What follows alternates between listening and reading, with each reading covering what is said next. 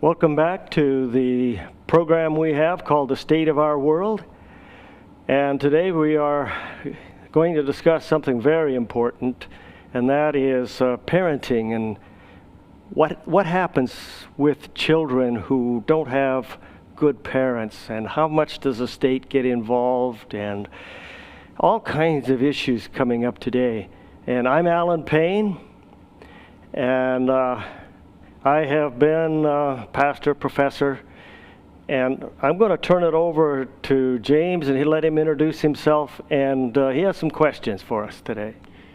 So my name is James, and it's a privilege to be here on this discussion today. We're focusing on a very complex topic here. In fact, as we were talking about just before we went on the air here, the complexity of this is so vast, so far-reaching. It's going to be hard to really cover all of this, but we're going to jump right into this because we're going to talk about issues of crime, issues of what's happening, especially as it relates to gender and LGBTQ. We're going to talk about how the government is involved and sometimes becomes involved with parenting, and the financial obligations and the whole package. So today we're going to go right to our first question here, and that has to do with parenting. Now, probably most people who are watching this program have been parents or are parents, and so they can resonate with this. Alan, what are parents' responsibilities today? Well, I think if you were to ask the state, people out there who are the authorities, they would say that first off, parents must protect their children. Protect them from what is the question? Yes. That's a pretty broad thing, because a lot of people, protection comes in many forms. Yeah, psychological protection, physical protection, and so forth. And then, of course, you must care for them and feed them and give them a place to live and move them around, get them to school, make sure they're educated properly. And I would add that parents' responsibility is to make sure they develop character. Yes. Good character. Absolutely. So these are the most basic needs that we have, and when you sign up, when you have children, many people who have children, they say, hey, I didn't sign up for this, but the reality is when the baby comes, and that there's no going back. So when you become a parent, I remember, Alan, the first time we came home from the hospital, with our first child, and I said, what have I got myself into? Really that sense of responsibility just fully came down as I was carrying Jenna in that little bassinet. It all of a sudden I was like, whoa, I think I have gone into the deep end for sure. Now, a lot of parents, I think, realize that. They may not realize it at the beginning, but later on in life, as they have troubles with their children, kids get into trouble, and especially trouble with the law, we see the results in the statistics. How much crime is seen in our youth today? Yeah, the result of poor parenting. I'll throw up a graph there on the screen. It talks about the number of murderers in the United States by age. And it's looking like, they started out like 10 years of age, which is really unbelievable. But in talking to one of the guards at the prison who deals with prisoners after they get out, their parole officer, he said, a lot of them say they started at 7 years of age with whatever got them into prison. Wow. It's amazing. But even, 10 to 19, there are just thousands of murders by youth. Wow. And then the biggest area is from 20 to 29, you can see on the graph there. And then it begins to drop off rapidly. This is sad because the 20 to 29-year-olds, they're at the peak of life. They are at the pinnacle When you talk about health, the health of a 20 to 29-year-old, I mean, that's the high water mark. Everything is downhill from there. And I mean, you can look at me, a person like me, and the gray hair and so on. And I won't talk about your gray hair, but the reality is that these young people are, the ones committing these murders. Terrible. Yeah, it is amazing to see that those of that age that should be optimistic because they have the whole life ahead of them, and there's so much they can look forward to. And now they're sitting behind bars. Yeah. Sitting behind bars. Now, the government has some clear ideas about how this happens. Why don't you talk to us about some of those reasons the government puts forth why crime is an epidemic in our country? Well, some of them that they talk about are, for example, poverty. Mm-hmm. They blame poverty for a lot of things. And I don't know about that. Back in the 1930s, there were people that really lived in poverty and they had good kids.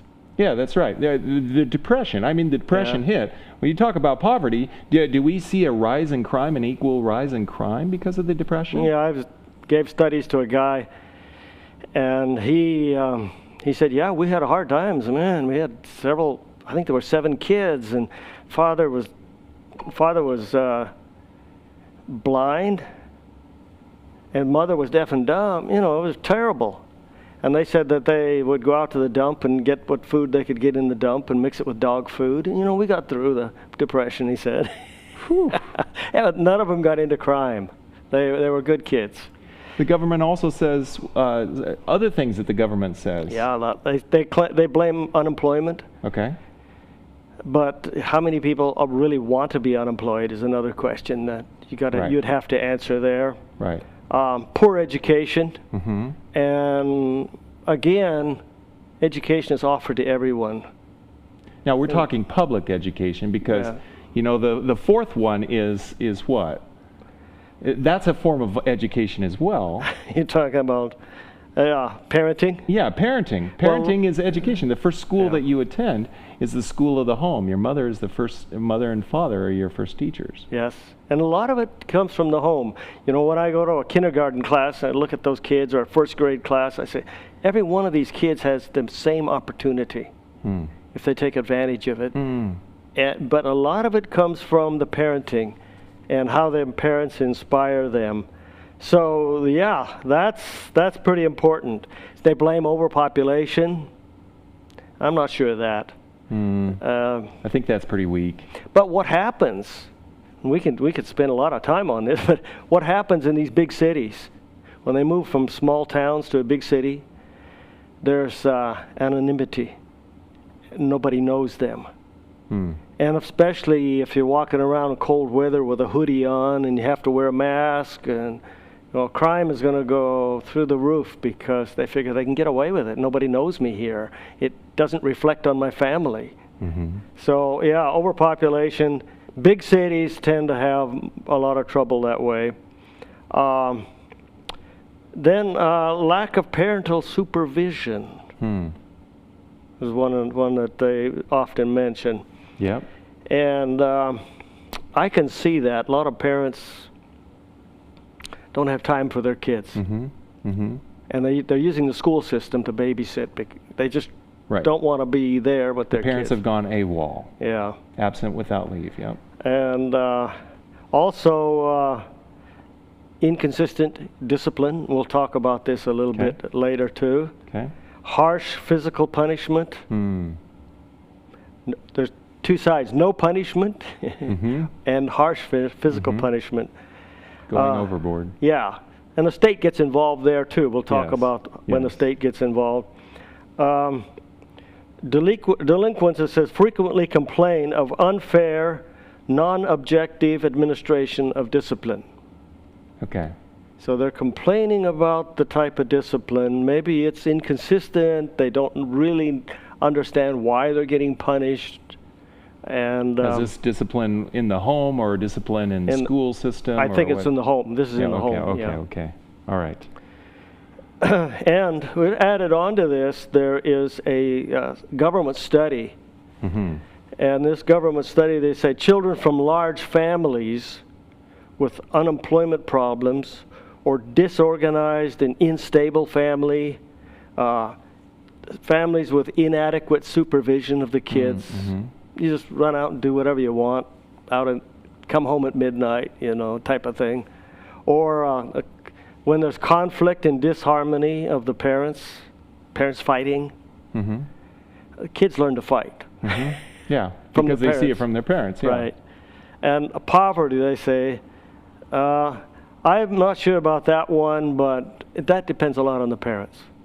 And then discrimination, they say there's discrimination, makes people go out into the streets. And we see some of that today, the result of that with people going out in the streets and committing violent crimes against people they don't even know.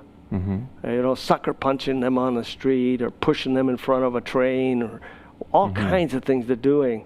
And you say, wow, that's a reaction. But is it an appropriate reaction? Did the parents raise them correctly? Mm-hmm. And how about unsafe living conditions? That sometimes can affect their attitude. I have to say that in South America, I lived in South America in a very poor area for a while, and they kind of felt like it was okay to steal from a wealthier person. Not okay from a poor person. In one town I lived, to outright steal was terrible. But if you tricked somebody out of money and used your brain, that was okay. You can be proud of that. Interesting. So 2 guys would go down and owned a property together, and they'd both go down and apply at different banks to get a big loan on that property, and the banks cross-checked, and there was no mortgage on it, but they were both mortgaging it at the same time, and they got double the money, and then they took off on vacation. And they felt, hey, that was really neat, that's smart, but it's theft. Yeah. So there are some of those problems in society where they think it's okay to steal from wealthy people. It's okay to smash and grab because this store has a lot of money. Yes. And then they say it's social isolation and limited social networks causes some of the crime. It's interesting that their social networks today are online with their friends, and adults are kind of out of the picture. Yes. Maybe that's part of the problem. Alan, as I've looked at this list, it strikes me that many of these issues, I think they're contributors, but I don't think that's the real issue. I think there's a theme that we see going through here, and that really it comes back to the mom and the dad. Because the mom and the dad and their level of influence can overcome any sort of environmental influence if they really are not AWOL, absent without leave. If they're really engaged with these young people and they're raising them. I think of the story of Ben Carson, right? And his mother was there, and she says, you boys, said to Ben and his brother, you boys are going to go down to the library because you're going to be educated. And they didn't want to do that. And of course he grew up in the hood, and he was in these situations where his friends and their influence was not good on his life. But his mom was like a bulldog, and she wasn't going to let him off the hook. And of course he became a world famous neurosurgeon and became the one of the cabinet under the Trump administration. Right. He ran for president in spite of the fact that he didn't have a father figure living at home. Yeah. And that is a big problem. Yes. Kids don't have anyone to look up to, and they need a good parent that they can copy. Well, and the mom was there, and given a broken home, she was not going to abdicate her responsibility. And yes, she had her challenges, monstrous challenges, but she would not let her boys just slide out the door and do whatever they wanted. And I put a graph up there showing that today we have 50% of the homes that are broken up. Yes. Tragic. And yeah, kids used to, but when I was young, 95% grew up with their birth parents. Yes. And that's not happening. It's one parent trying to, keep the home together. Or you get blended families, two broken families, then try to fuse together, and then you get kind of a real mishmash of relationship and relationship issues. And again, it leads to instability in the home, and instability, of course, causes issues with children. Good parents can overcome that. Yeah. And again, we're in a less than ideal world, and like I said, with Ben Carson's mom, that really gives, I think, hope to a lot of single parents. That says, you know what, it's not ideal at all, but with God, all things are possible. Yeah. Good. Are there many who believe that our society is heading in the wrong direction? I put an example here. I wrote an example down. Arnold Schwarzenegger thinks that, he says, future generations of America may be too sheltered. In other words, they need to face some problems in life and learn to overcome those challenges, and realize that overcoming those challenges actually is training for the future. Yeah. Now, don't get discouraged and want to commit suicide because you have a big challenge, but it's something you can overcome. That'll make you stronger for the future. Well, and of all people, Arnold Schwarzenegger, Mr. Universe type person who used to lift weights. I mean, he didn't become big just by chance. He went into the gym and he lifted weights, and if you've ever lifted weights, I mean, it's hard work, and it's not always comfortable. But yeah, he says, we have a generation of wimps and weak people. Yeah. I thought that was good. I think he's right. Yeah. He's right. And we're just too easy. In fact, they talk about the snowflake generation, the cupcake generation, where if somebody gets an award at school, that's not fair to the rest of them because they're going to feel bad. Right. That kind of thing. Yeah, those are wimps. They need to have challenges, overcome some of those challenges, and they need to get up there to the top. Sure. Sooner or later. Sure. Yeah. Sure.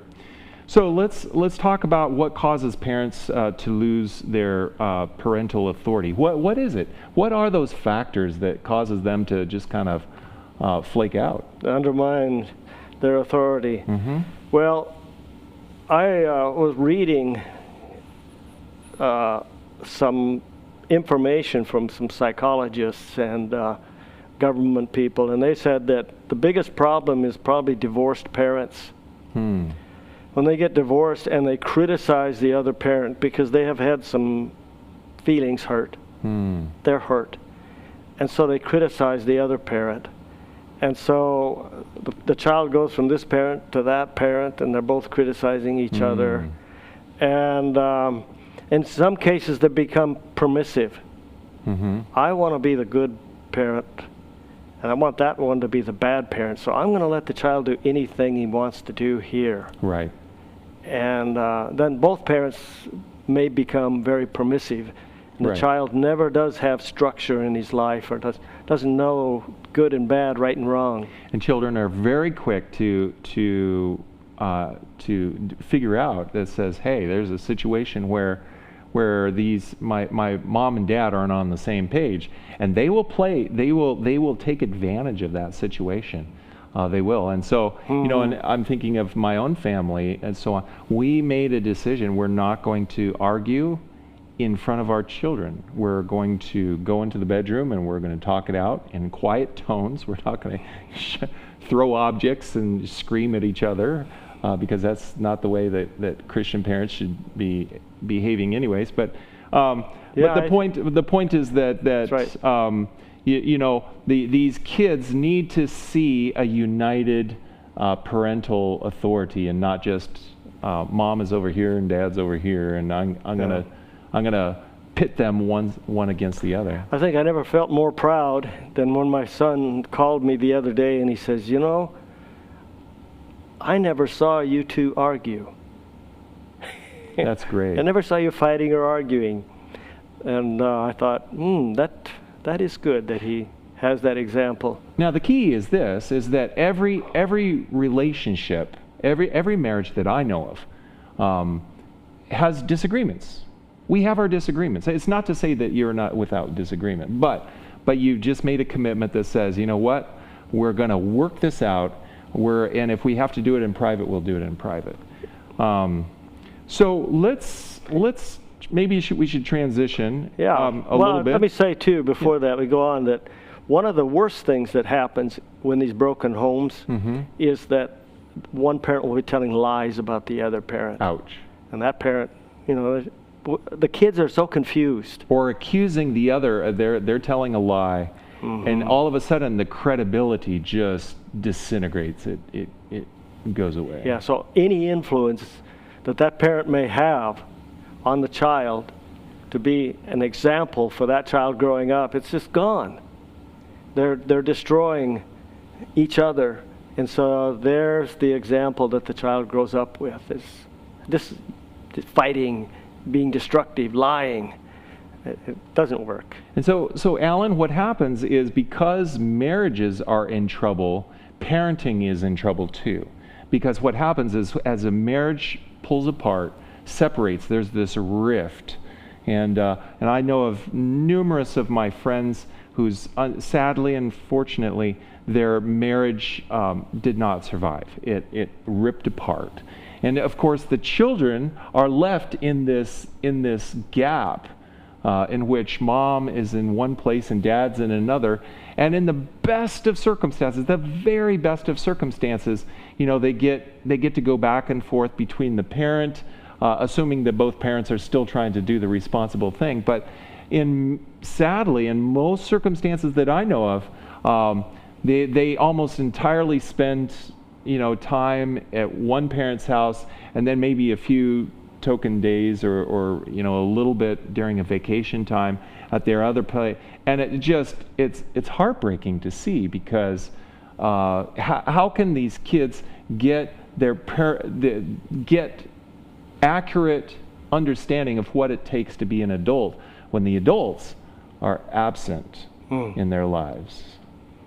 Yes. So in many cases, the government steps into this situation. Like in divorce, of course, the government becomes involved, and sadly, too often it goes into the court system, and then there's fights over, you know, drawn out fights over custody, over everything.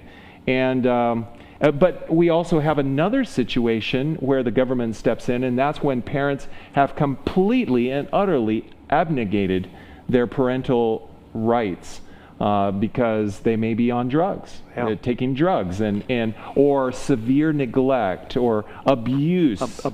Abuse, clear, defined abuse. Now, sometimes the government will step in and say, you're abusing, you know, because you're not permitting them to do this, or you're not permitting them to do that. And now the government's starting to go into this dangerous territory, especially when it deals with LGBT issues. Yes. Like here in Washington, right? Like here in Washington, but also in other states, there California, New York, and other clear states. So when they don't allow the child to change his gender, that's called parental abuse. Parental abuse. And this thing about parental abuse is kind of interesting. If the child goes to the doctor's office and they find a handprint on the bottom, they'll probably turn that over to the police. I've known that to happen. And I knew one a good friend of mine, he was a Hispanic guy, and he says, man, I got in trouble with the police. They saw that he had spanked his kid, and they said, if we see this again, you're going to go to jail.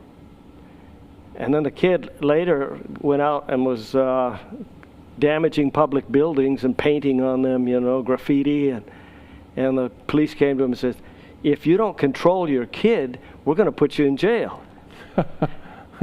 It's a lose-lose situation, Yeah, you know? he didn't know where to go. Yeah, that's very difficult. But we're dealing with this transgender thing too, you know, here in Washington and other states, where they say this is abuse.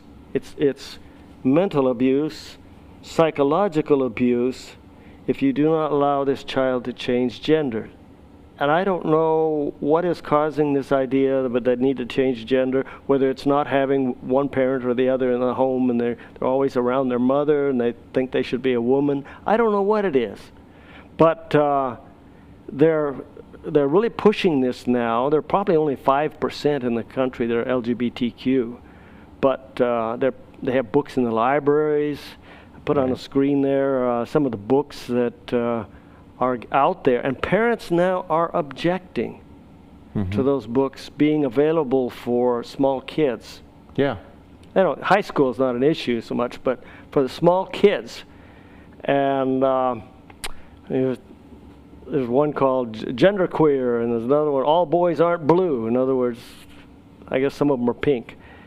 And all these books that they have out there, and parents are objecting, so they have started a bookmobile for banned books that go around so kids can get these banned books that some parents didn't want in the school library. I thought that was interesting. They announced, posters. Here's a poster I put up there when the bookmobile would be there, and it says, "Read banned books" on this. That's freedom of expression, I guess. So this is another form of parenting that we're because now the government says, the parents are not doing their job, so we feel a need to step into this situation and to educate the young people. Communism, Alan, basically says that your kids do not belong to you; they belong to the state. Yeah, I've heard that in this country. And this is a dangerous ideology. It does not come from a democracy. It does not come from a republic. This comes from a socialist, communist mindset that says, your children do not belong to you. They belong to the state. And it is the state's responsibility. The state knows what is best for your children. The state is going to educate your children how they see best, and we see that in the school system, of course, in the educational system. It's definitely incorporating a lot of this ideology that has been coming up, this LGBT, transgenderism, critical race theory. It's all bubbling. It's incorporated into Right. the instruction in the classroom. And so that some of that comes from the fact that 9% of the teachers are LGBTQ, Yes. which is a pretty high percentage. So that makes it challenging for parents at home, especially with traditional values, because they send their kids off to a public school, and then they're getting a mixed message at the public school, and then they're coming back home with these ideas, and the parents are distraught. They don't know what to do. And this, my friends, I will look right into the camera and I will say, if you have the ability now more than any other time in history, is the time to be either putting your kids in a private religious institution, a private school, and you need to vet them very carefully, or you need to seriously look and talk with your spouse about the possibility of doing homeschool. And in our family, we're doing homeschool because right in the middle of COVID, when we moved to this area, we looked at each other. We said, we're not sure that we really want our kids to be dealing with all of this. Let's do education ourselves. And my wife, who's a trained nurse practitioner, praise God, she put her career on the side and she's gone into this just full forward, full bore, and she's been training our girls, and we just got some test results back, some exciting results. Yeah, well, we did some of that too with our kids.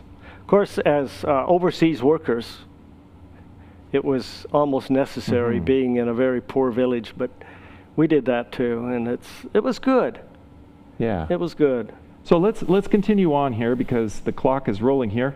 Are parents liable for children's behavior? Yeah, that is a good question.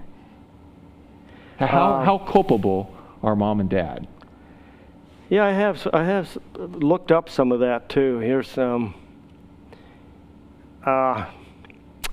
Put something up on the screen. LA elementary schools celebrate National Coming Out Day with a week of LGBTQ lessons. Are parents upset about that? Yes. Can they get into trouble? Yes. They can be called abusers if they don't go along with the plan.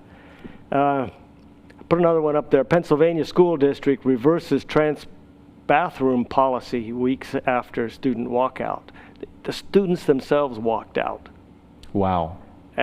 One of the problems with the stress in these schools is that you have parents and students wanting one thing, but the state or the federal government is controlling the money. Yes. When they say, hey, we're going to pull funds if you don't go along with this curriculum, follow the money. That hurts, So follow the money. Yeah, follow the money. Here is an article that says, Wisconsin mother hopeful after court ruling in favor of parents' rights to know about child's transition. In other words, they're trying to say, hey, we need to know if my child wants to transition to a transgender, I need to know that. And in some states, the parents are not informed. In fact, in some states, they can pull the child out of the home, saying that child is being psychologically abused. And so that's these interesting cases. So the parents are rebelling and saying, leave our kids alone. Put a sign up there, leave our kids alone. Teach kids science, math. And some of these things we're so poor at today in America. Like we're 35 or 36 in the world as far as science and math, these very important subjects. In fact, some of those subjects are called, we can't teach that, we can't test that in Oregon. We can't test that because that's racist if we test on math and English. And anyhow, problems that the parents have to deal with there. So let's get back to this question about parents. Are parents liable? Because somebody, the buck stops with someone. Is it the parents? I got another slide there. It says it's by Trumbull Law Offices. Oh, okay. It says the state of Washington allows the victims of certain crimes committed by juveniles to bring a civil lawsuit against the parent or parents if the child is under the age of 18 and resides with the parent or parents. In other words, a child gets into trouble and the lawsuit can be brought against the parents. So it's attaching some responsibility. It says, mom and dad, you are in some way, responsible for the actions of your child. Is that right? Well, what's your thoughts? Yeah, I can see both sides of that argument. Some parents need to be a little bit more aware of what their child is doing, where they are, what are they into. Maybe the parent is leading them into these kinds of crimes. Who knows? So they'd be responsible. But in other cases, the child can go out and get in with some bad friends, get into trouble. Parent knows nothing about it. They've tried to do their best. And I think it's unfortunate that somebody would bring a lawsuit against them for that reason. Yeah. Another one. It says, kids' crimes can send parents to jail. Ooh. Okay. Where did this come from? This comes from the U.S. Department of Justice. This kids' crimes can send parents to jail. Notice the quote. Kids' crimes can send parents to jail. Some are being fined or ordered to reimburse the state for their children's care and pay for restitution. A few are ending up in jail. As more states consider such parental responsibility laws, opponents are mounting constitutional challenges to them. So a few parents are ending up in jail for what their kids have done.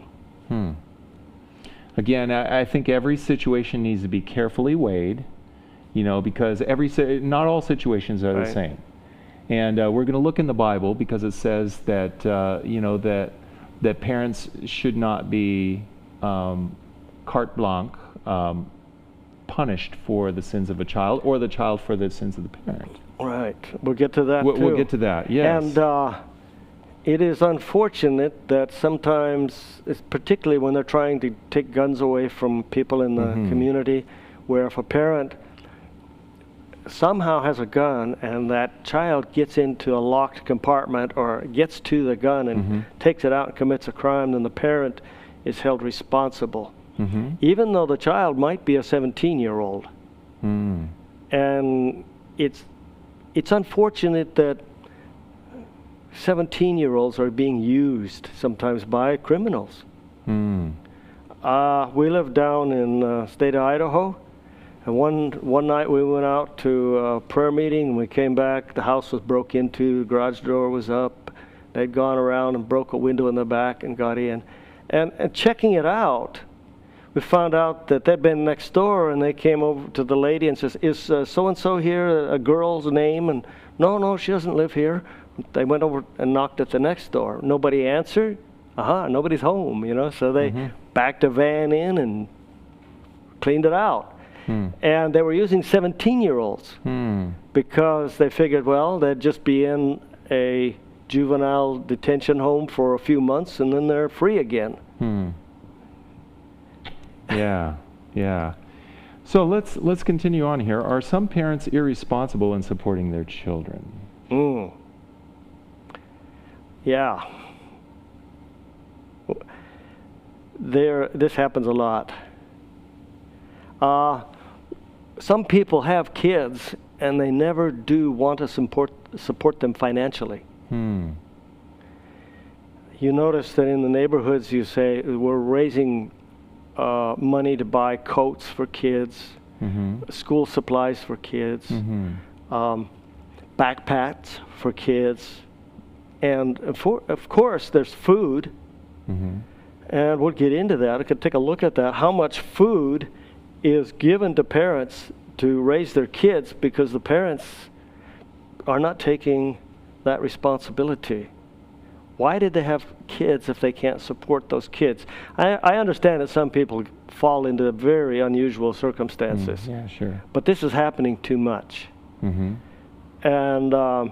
so the parents get food from food banks, and they can get food. But there are kids starving in this country.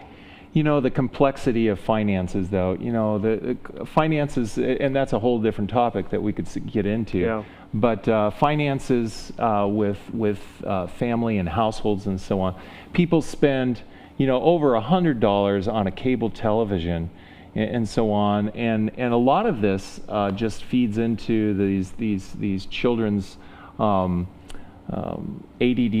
attention deficit disorder, and so on, or they'll go down and they'll purchase foods that clearly are causing these kids to be hyperactive. I had a friend who when we went to the store and purchased groceries, he would pick up everything that he was interested, and he would look and he would read the label. And after he did that about 4 or 5 times, I said, "What, Edwin? What are you looking for?" He says, "I am looking for preservatives and food coloring, because these food preservatives change me into a different person." And how many parents realize, or rather don't realize, that the food that they are treating or feeding their kids are contributing to their misbehavior? It is really, he says, "I had no idea that this type of food coloring and preservatives, that it was changing my character, my personality." And he says, "I was a different person once I recognized that, and we changed my diet.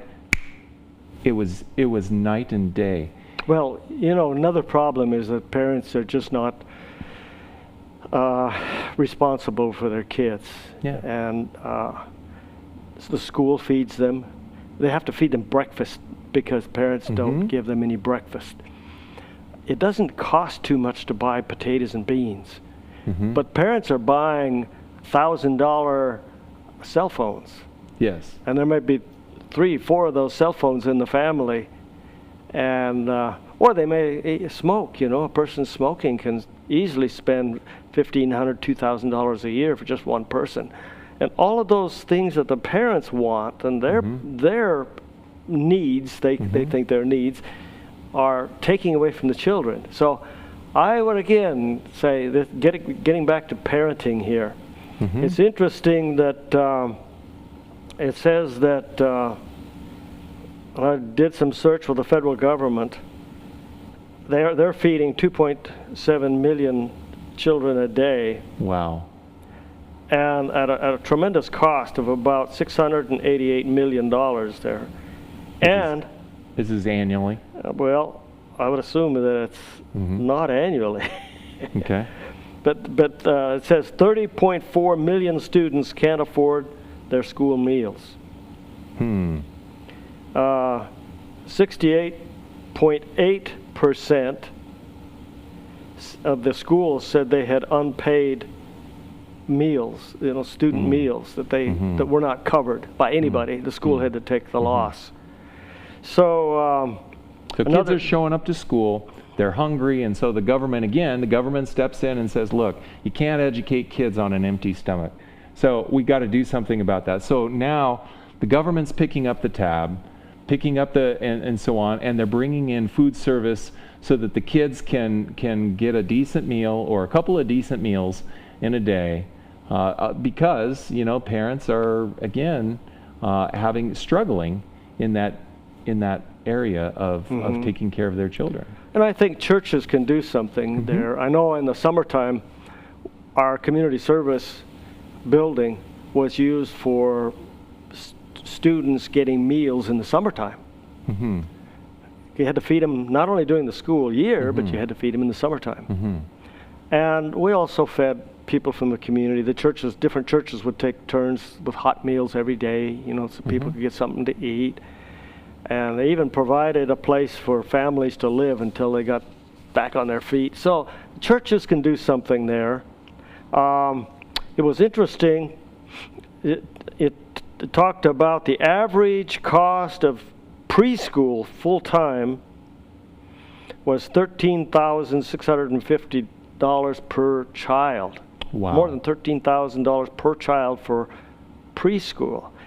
And a lot of people in our society say, yeah, those kids, we need to get those kids away from the parents. You know, they're teaching them this religion and all that stuff. They need to be in school. And the parents want to get out and go to work or do something else, so this is babysitting. And now they're talking about, well, before preschool, we need the government to step in and start paying for babysitting. So where are the parents' responsibilities here? That's the question we were getting into. Yes. So let's transition into the last part of our discussion here, and that has to do with the controversial topic of discipline. Because I can't think of a more hot button topic than discipline when it comes. Because of reasons of discipline, you know, kids have been taken out of homes, and you know, and so what are the best methods of correcting bad child behavior? Well, there are different methods, of course. And I think as the child grows, you have to change your method. Exactly. Of course, for a very small child, is it wrong to paddle their bottom? I wouldn't criticize a parent if the child doesn't understand anything else. When they get a little bigger and they're able to see and reason, their judgment improves. I can remember our kids were just little tykes one day, and we got out of the car going into church, and a Jeep came by and ran over a cat. We love cats. And this cat flopped around on the street a little bit and then stopped. And I said to my boys, I said, you remember when I had to punish you for running out in the street in front of the cars to keep you out of the street? That's what happens to little boys that run out in the street. And they looked at that. Boy, that was a teaching moment. Yeah, they learned. Pretty unfortunate, but it really drove the point home. Yeah, and they have to get to an age. It takes something like that that's really dramatic. But when they get a little older and they see what's happening, and kids they may have known at school were killed or something, then they start to reason. And parents can reason with those kids differently as they grow. Yes. I can remember with my mother once, I wanted to do something when I was 12 years old that was not the appropriate thing to do.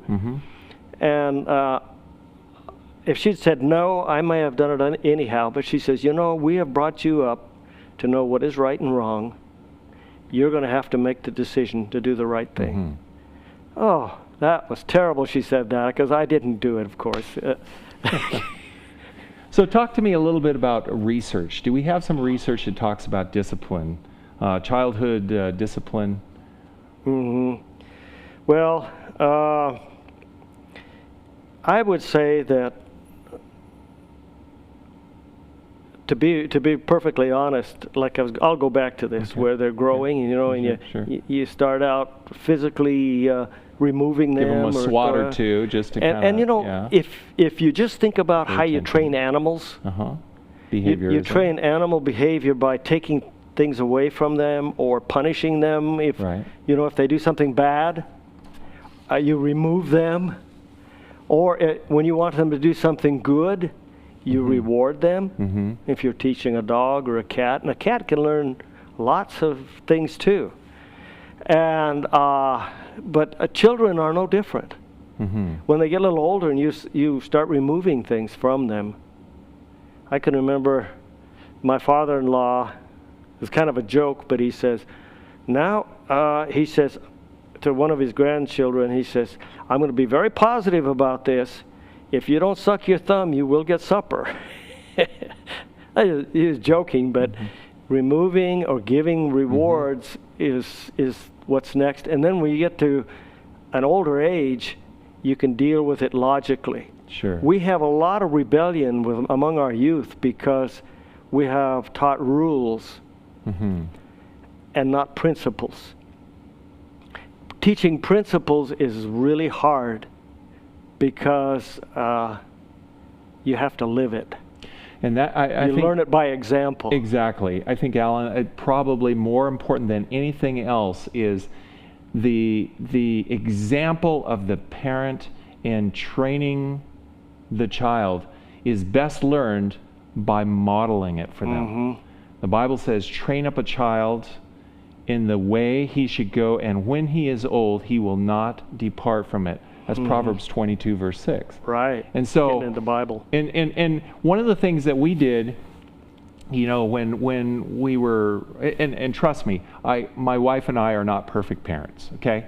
Let's just be clear. There are no perfect parents out there. We try to be the best that we can be and so on. But one of the things that we did as parents was we said, look, we're not going to pretend anything or allow you to play in any way that we would not do so in real life. And so if we wouldn't shoot somebody in real life, we're not going to play that game, shooting people.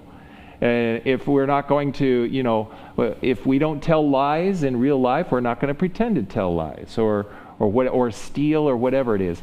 And that was one of the principles. And so I think we need to be consistent, and so kids learn by example. And it's hard today, like you talk about telling lies. That's comedy. You talk about on stage or television, you know, that's what they use for comedy. The bigger the lie, the funnier it is. And so it's out there. Yeah. They're watching. Let's get you got Ezekiel 18 there. So let me look up Ezekiel. You mentioned that. So we already looked up Proverbs, but let's go to Ezekiel chapter 18. I'm going to read it right here, verse 20. Ezekiel 18, verse 20. It says, "The soul who sins shall die. The son shall not bear the guilt of the father, nor the father bear the guilt of the son. The righteousness of the righteous shall be upon himself, and the wickedness of the wicked shall be upon himself." Basically saying that comes to the day of judgment, you're not going to be able to blame your parents. You Yeah. can't blame your wife. You can't blame anybody. You have to stand for yourself. Answer for yourself. And that's fair. We understand. You know, when people become of an age, an accountable age, they need to stand on their own 2 feet. They can't say, well, you know, my mom or my dad, or, you know, I grew up in the hood and I this and that and the other. Yes, that might be a contributing factor, but the reality is that each person has a responsibility. God recognizes responsibility of each person, and you can't just throw that and make excuses and throw all the responsibility on somebody else. You've got to, as we say, man up. Sometimes we call it tough love. Yes. Child may get into real bad trouble, and the parent will wait a few days, leave him in jail before going down to bail him out. You know, tough love. It is. It is. What about the one in Romans there? I thought that was Okay, good. let's look up Romans. Romans chapter 5, verse 3 and 4. This is the Apostle Paul here. And he's writing to the church in Rome. This is what he says. And not only that, but we also glory in tribulations, right? Knowing that tribulation produces perseverance, and perseverance, character, and character, hope. So here, fascinating that, you know, sometimes that the hard times is what shapes our character. That's what I'm reading. Is that what you're seeing there? Right. And even he So even quotes from, discipline is not a bad thing. And parents who are permissive and parents that just pave the way and just smooth out all the bumps in the child's are maybe not doing their child a service. and he's quoting from Proverbs 3 right after that, and he says, "For whom the Lord loves, he corrects. Right. Just as a father, the son in whom he delights." And so we have that right at the end there. That goes in, that's in Proverbs 3:12. That's a good quote. You know, the Greeks had this thing that they would discipline their children, but and they even had you know, the schoolmaster or whatever, and the schoolmaster would be pretty strict with the kids, and you know, and these were nobility, but they were done. It was done in such a way to really create fortitude. Now we understand this in the physical realm, because if a person lives in a sterile environment and never encounters germs or whatever, then they have a very weak immune system. But when they encounter, you know, the germs and the whatever, now you don't want your kid to be sick all the time, but some of that helps to build the robust you know, immune system, and the kids are a lot more healthy. I grew up overseas, and trust me, you know, my parents cringed when they saw me hanging around with the other little indigenous boys and girls and so on, and we'd hand these guavas around, and there would be runny noses and this and that, and my parents cringed. But you know what? I grew to 6'4", and I'm a fairly healthy gentleman today, and in spite of that. But You developed immunity. immunity. And so some of that discipline, that's what we're talking about. Discipline is necessary in training our young people. Don't always give them the answer. Let them search for it. Encourage them. And if they make a mistake, you know what? They make a mistake. Allow them the possibility to make a mistake in a controlled environment while you're there. You got the safety net there. They make a mistake. Guess what? It's not the end of the world. Let's pick things back up. Let's try it again. Let's try something different. That's a healthy environment. Yes. Because what do you want them to learn on their own when you're not there? Absolutely not. I did some quotes here from Child Guidance that I really liked. Yes. It says, the book Child Guidance, it says, the fretful, impatient mother or nurse creates peevishness in the child in her arms. In other words, they sense the nervousness. Whereas a gentle manner tends to quiet the nerves of the little one. It says, teach with kindness. It is the special work of fathers and mothers to teach their children with kindness and affection. not by scolding, for it will do no good. Talk to your children as if you had confidence in their intelligence. It's interesting, this book. Deal with them kindly, tenderly, lovingly. Tell them what God would have them do. Take time to reason with them. Every mother should take time to reason with her children, to correct their errors and patiently teach them the right way. I could add this. When a child does something and anger begins to boil up inside of us, the best thing to do is say, we're going to deal with this later, and then walk out of the room. Right. Come back later and sit down and talk to them. Right. Yeah. There's a time for everything. Solomon says there's a time to talk and there's a time to be silent. And sometimes, the child is just being unreasonable.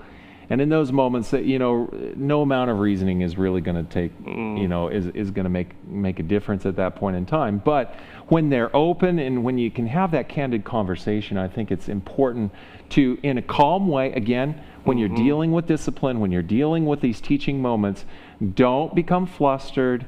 Take a deep breath, pray and ask God to help you, and explain it in a clear, concise way, and be positive about it. God will help you. And sometimes that pause and saying, we're going to deal with this tonight, they hate that.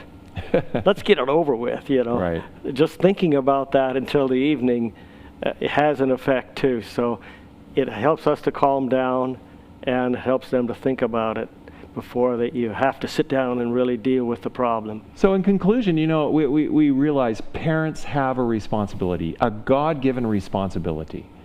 And I think that's really where God is calling us to step up to the plate. Yes, all these other environmental factors do play a part. I don't doubt that. But at the end of the day, God is calling for parents to be responsible. Yeah, I think we'll have to close there. So we want to tell everybody we are glad you were with us, and you can see other talks, these conversations on State Line Advent Media, and then get into YouTube videos, and you'll see various other talks there. So we're glad you were with us today, and we'll see you soon.